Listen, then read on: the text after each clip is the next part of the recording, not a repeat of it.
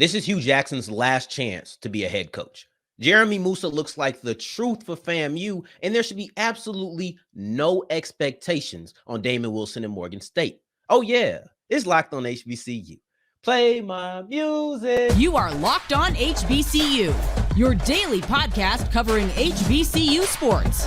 Part of the Locked On Podcast Network, your team every day.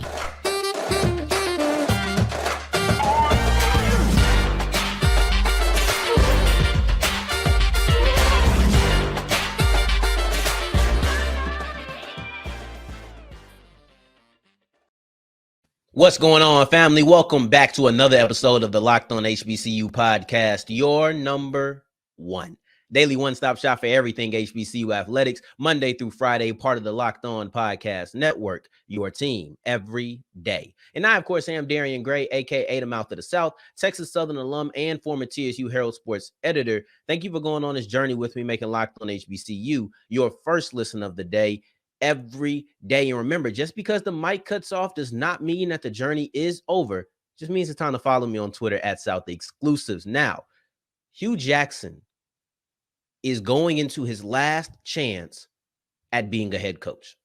I want to be very specific with how we say this. This is not to be misconstrued, so we're going to say it again. This is Hue Jackson's last chance to be a head coach. Now, I will give myself a caveat. It depends on how low he wants to go. And we'll talk about that as we continue forward. But if Hue Jackson does not succeed at Grambling, he might as well kiss his dream of being a head coach goodbye, at least on the level that he's at in any level above it, at least for right now. Now, there was so much fanfare around Hue Jackson's hiring, deservedly so. I think that this is a great hire for Grambling. I think this is a hire that can really bring in a lot of recruits, and I think can really help Grambling move forward. Mind you, this comes right after a really down season for a lot of Grambling fans. They're used to higher success than they had last year. So with that being the case, there's a little bit of pressure to bounce back because there's a standard at Grambling.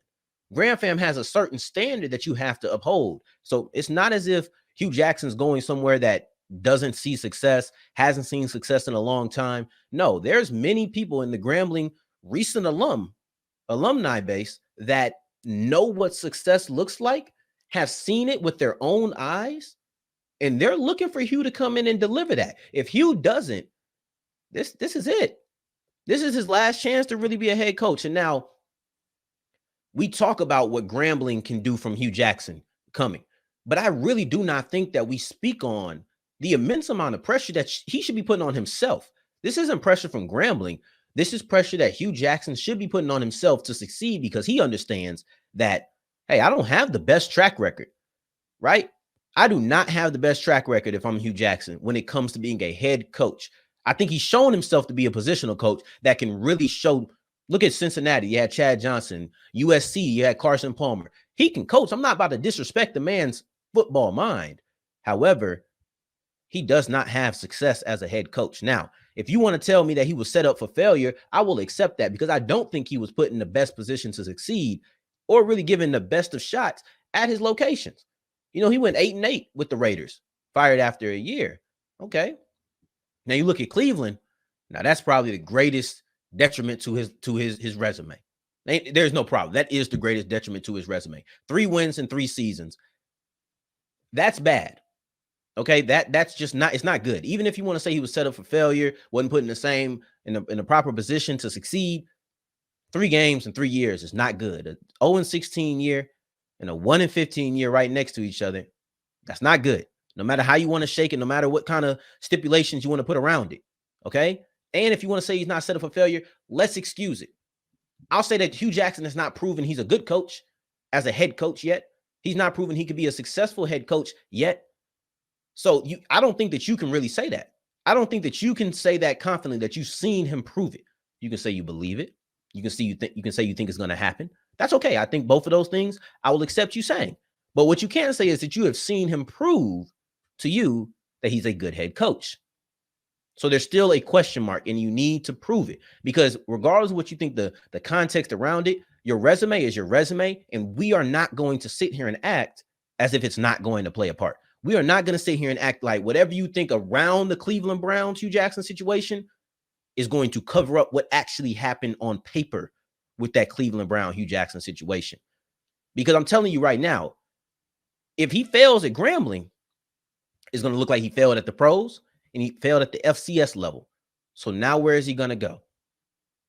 And a lot of people will tell you that Hue Jackson came to Grambling because it's an HBCU. And I believe that does play a part. But I also think that there wasn't everybody beating down his door. We have to remember, before he came here to Grambling, he was at Tennessee State as an offensive coordinator. He was there on Eddie Jackson's first coaching staff. Now, that's also an HBCU, so you could use that same rhetoric. However, he had been out of coaching for about 3 years leading up to that.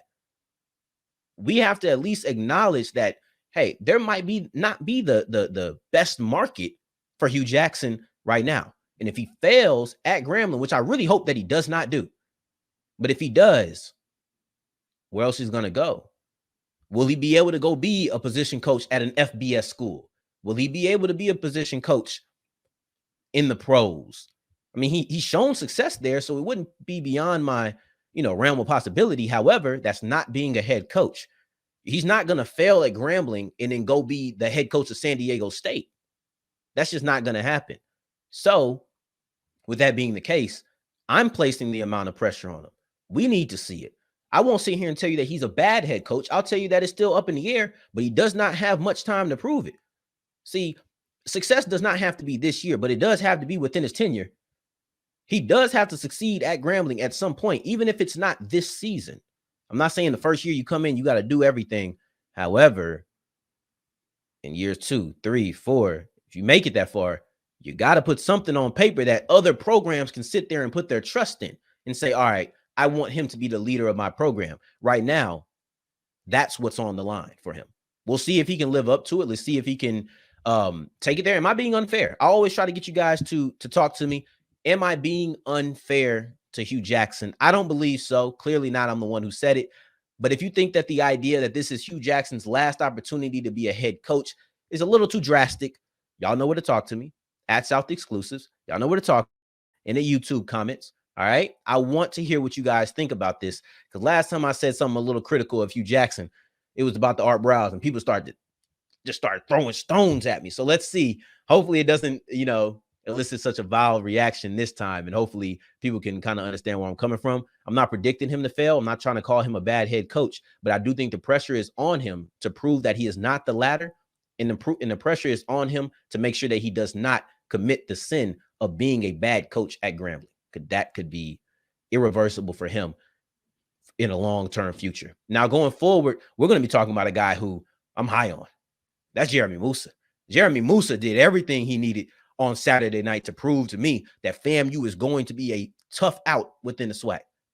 They're going to be a tough out, and he is legitimately the truth. I'll talk about him going forward. Before we get into that, however, I want to tell you about BetOnline. Our good friends at BetOnline. The college season is here. You're able to put a lot of money down on the games that you want to put the money down on. This is big because at BetOnline, they're going to tell you, hey, this is what you need to look out for. These are things that's going on with the team. They're going to actually get you information. That's the big part, because when you're putting down money, yeah, I can go put a money down on a snail race. But if I don't know which snail has had a better record, it doesn't really matter. If I don't know what kind of things the snail's been doing, what the snail's been dealing with, it doesn't matter. I'm just out here betting blind, basically. Don't bet blind. Bet online. It's really that simple. Oh, hold on. I might have did something right there. Anyway, see, I got to work on just doing it. Listen, bet online, because they're going to give you information. They have a multiple amount of different sports, and they're also the fastest and the easiest way to wager on your favorite sports. Bet online, where the game starts. As we keep on rolling on today's episode of Locked On HBCU, I thank you for making us your first listen of the day every day. And today's word of the day is jaunty, meaning lively in manner or appearance. Now, I want to talk about Jeremy Moussa. Jeremy Moussa looked absolutely amazing at North Carolina. There was a lot of things going on with FAMU, a lot of things that could have overshadowed the performance. His performance was so good that, in my opinion, Jeremy Moussa came out of that game being a bigger story than the players that he was missing. Now, it's neck and neck. But Jeremy Moussa's performance was just that good that what should have been overshadowed by the fact that they missed 20 players. That's what should have been the talk of the game. But there was a big talk about, oh, FAMU got a quarterback. And if you believe that, yeah. Now, I was a little bit down. I was a little bit lacking faith in the quarterback battle at FAMU. I'm not really one for quarterback battles that go all the way down to the end of this, to the beginning of the season. That's not me. For me, a lot of times I want to see some separation or hear about some separation. And if I'm not hearing it and I'm not hearing that everybody's doing good, I'm kind of on the fence. So I was like, it's going to be Rashawn McCage. It's going to be what it is. That's just what I'm saying. You're just going to roll with the starter. But they picked Jeremy Moussa. And I'll be the one to tell you right now, they made the right decision. They made the right decision being with Jeremy Moussa. Now, when I told you that the outcome of this game on Saturday between FAMU and North Carolina was not one of the top 3 things I was worried about, I meant it. However, that outcome actually came out pretty good. And I think we should pay attention to it, right? 56-24. You lost by 32 points. And let's be very clear. This is a game that you probably expected to lose by 30 points. People probably expect you to lose by more than 30 points. But you missed 20 players, including 2 of your top players, one of them being your best player in Isaiah Land. So when you're looking at all of this, you're telling me you lost by probably the amount that people thought you would. This is more than admirable. I love this performance by them. And because the SWAC MEAC Challenge started so late because of the incessant rain and weather delays, I was actually able to catch a good amount of the first quarter and some of the second quarter of this UNC FAMU game. And Jeremy Moussa was the thing that jumped off the screen to me. I wasn't even caring about the defense. Isaiah Land wasn't there. BJ Bowler wasn't there. I could care less about the defense. But Jeremy Moussa, oh, now that's a story. That is a story because when I'm looking at him, the things that he did, the throws that he made, I wrote this in my notes, but I wasn't quite sure if I was going to say it. I just kind of put it up there with a little bit of a question mark. Jeremy Moussa has jumped himself into the SWAC Player of the Year conversation. This is only 1 week. We've only seen one thing. But I think it'd be irresponsible not to sit here and say, all right, this is a player who is capable of winning the SWAC Player of the Year. I know it's one performance, and it's really his first start. It's his first start. But let me read to you what Moussa did in his first start against an FBS opponent at that. 28 of 38, 279 yards, 2 touchdowns, and an interception. I'll be very real with you. That's a stat line that a lot of people will take in conference games within the SWAC. I'm not saying it's blowing things out the water, but it's something you'll take. 28 of 38, 279 yards, 2 touchdowns, and an interception. The interception was bad. Shout out off script, man. I think he did a fantastic, I don't know the guy, to be honest with you, but I think he did a fantastic job breaking down that interception and how it was very similar to a successful play earlier in the game. So I'm not afraid to show folks love on here. If I think you did a great job, I think you did a great job. And I think he did a now in that. So if you have a chance to go check out his Jeremy Moussa breakdown, because I was looking for some of the clips to refresh myself real quick on what I had seen, because it truly was amazing. But I wanted to be able to come on here and point out some specifics. And I found his film breakdown and I was able to check some of it out. Really good work. But if Moussa played the way he played last year, or excuse me, if Moussa played the way he played Saturday night for FAMU last year, which he wasn't on the team, but if he did, there's a legitimate argument that you're looking at FAMU as your SWAC representatives in Celebration Bowl, possibly champions, because they did beat South Carolina State earlier that year. We got to understand that Jeremy Moussa came out and really felt as if FAMU's offense could be a powerhouse. He played that good. Am I putting too much sauce on it? Tell me if I'm putting too much sauce on this, but Jeremy Moussa left me thoroughly impressed last night or Saturday night. He genuinely did. When I'm looking at the throws that he was able to make, the poise that he had, his ability to attack the second and third level, he wasn't just taking check downs and telling the skill players to go do something with it. And he had a lot of offensive linemen out. And he had offensive linemen that got hurt during the game. So I don't think I'm putting sauce. When I say SWAC Player of the Year, it just means that he came out and showed out really well against an FBS opponent. It should not be a stretch by any metric to believe that he can't come out and show out really well on a consistent basis within the SWAC. I'm not going to give the title to him. I'm not Denny Green. If you're going to crown him, then crown him. But I will say this, he is in a conversation now. We got to open that conversation up. It ain't just Shador Sanders. It ain't just Andrew Body. Let's get some more names in here. Heck, I thought D. Davis balled out, you know? So if he's not going to be there, let's put him in a conversation for freshman of the year. Because I did forget he was a redshirt freshman. Let's put him in these conversations. Let's put these guys out here because this is the first time that we were able to see them. And one thing they had in common is that they are both SEC transfers. So maybe that's that experience of being up there had something to do with it. You know, Davis came from Auburn while Vandy was the school for Jeremy Moussa. Maybe that has something to do with it. That being around these bigger programs maybe gave him a little poise within this situation, but he showed it. And there was one throw in particular, and I can point out a couple of them because his ball placement was great during the game. But if there's one play that I really want to point to, it has to be that second touchdown to Trevonte Davis. And it was a play where all the pressure is in his face. I think he ended up on his back, if I'm not mistaken. But all the pressure is in his face. He just let it rip. Wide receiver ain't have too much separation. He just let it rip and put it right in the breadbasket. I'm talking about a perfect throw. This ball was amazing for him to have all that pressure in his face, and he put it right where he needed to. Never broke stride. Never broke stride. Defensive back didn't really felt like he stood a chance. There was enough of a step from the FAMU wide receiver for him to put it right there. And that's trust. It was trust. It was a great throw. And it was the type of throw that made you say, if FAMU's defense doesn't regress, which, I mean, it could, but we shouldn't feel like it should, right? I don't think we should bank on them regressing. If they don't regress, we're going to talk about them in a similar way that we talked about Albany State. With Albany State, I said, you come back with a really good defensive unit and a SWAC player or SEAC player of the year candidate. He was the preseason, Deontay Banu was the preseason SEAC player of the year. That's what you're looking at. A really good quarterback with a really good defense. You will forever be a tough out. And they're going to be going up against Jackson State just this week. That's our game of the week. You don't have to worry about it. We're not going to vote on it. We'll start that going forward. But that's our game of the week.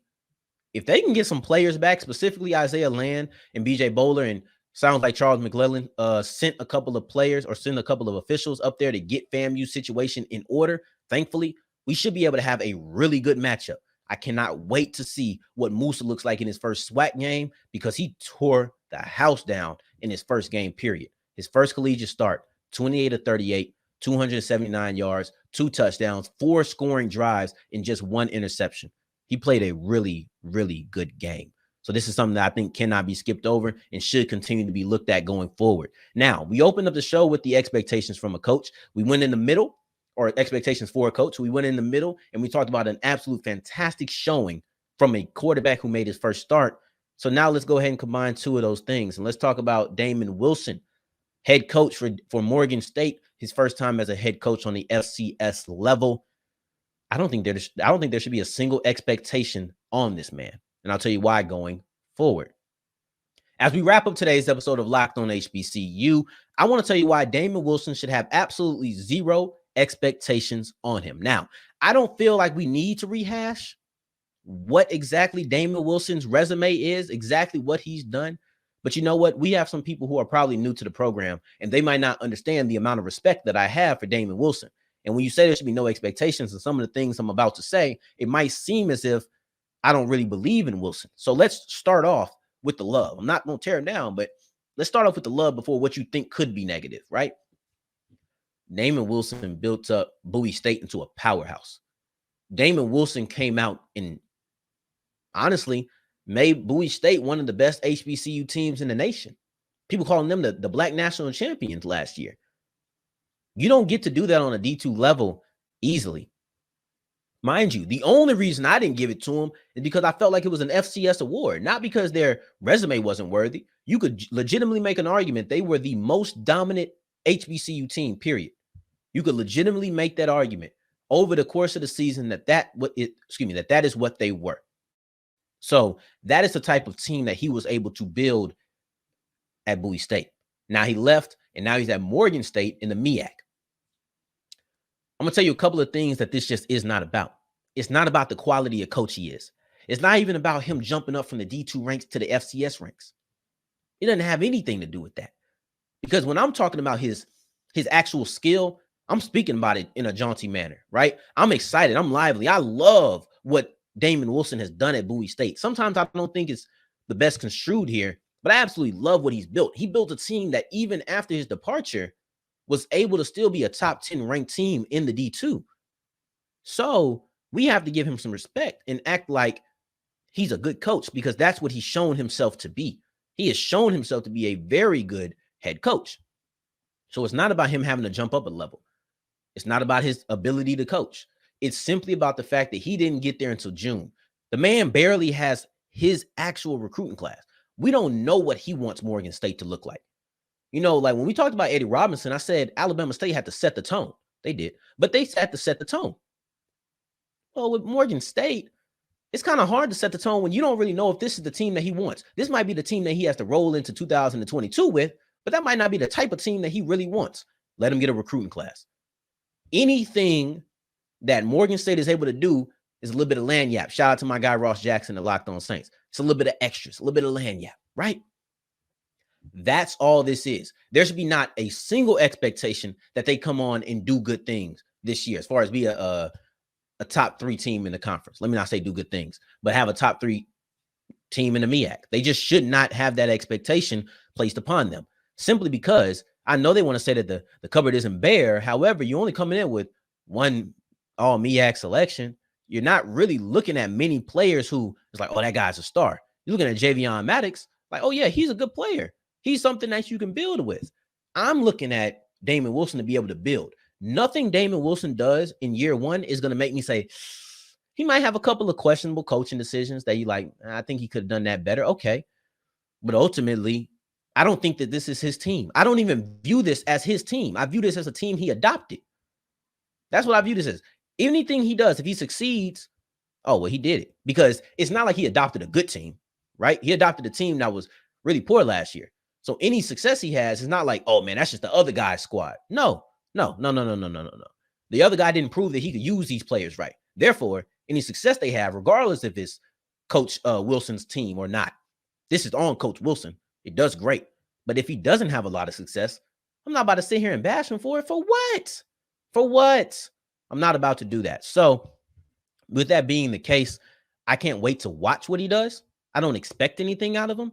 I don't think he has a lot of star players. And I don't know what Morgan State can be. When I say no expectations, I don't even mean just good. I don't have any expectations bad. This is a completely new head coach who has shown himself to be really adept at developing talent. If he can develop talent within a couple of months, well, Morgan State might be one of those upset candidates, one of those teams where it's like, okay, you took Morgan State lightly and they end up beating you, and now you can't win the MEAC because Morgan State knocked you off and gave you an upset. That's why I do think they'll be competitive because, hey, that's the type of coach that I almost said Morgan Wilson.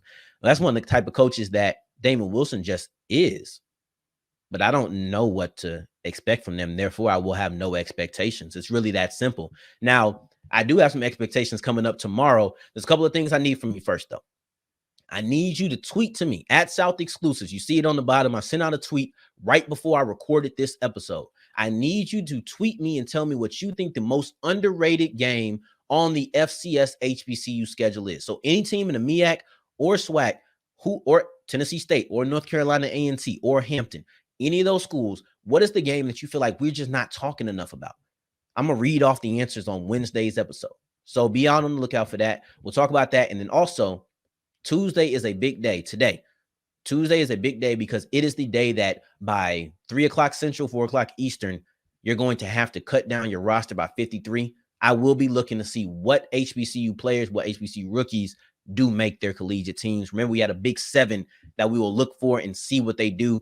They might get cut. They might make the team. They might get cut and hopefully get picked up on the practice squad. We'll talk about all that as we go forward on tomorrow's episode. So stay on the lookout for that. We have a packed day, but I appreciate you for making us your first listen of the day today. You know that's what's coming up tomorrow for your second listen of the day. Make sure you are checking out our conference shows like Locked On SEC, Locked On ACC, Locked On Big 12, Locked On Pac-12. They are doing it big. Make sure you're checking our guys out. In the meantime, in between time, if you're looking for me, you can find me on Twitter at South Exclusives. Until the next time that we hear each other, family, take care, stay blessed. Peace.